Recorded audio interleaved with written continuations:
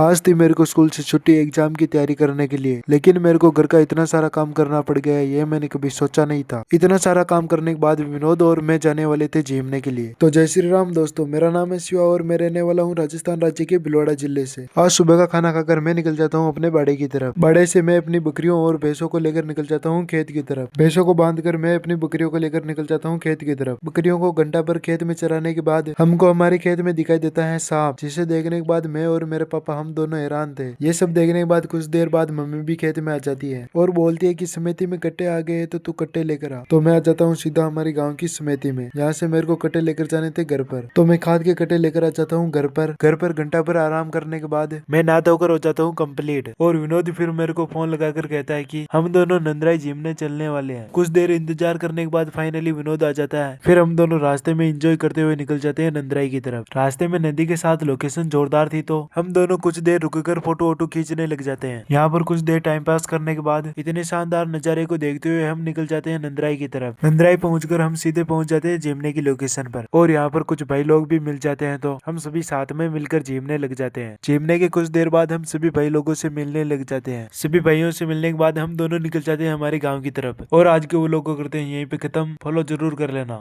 Ram Ram.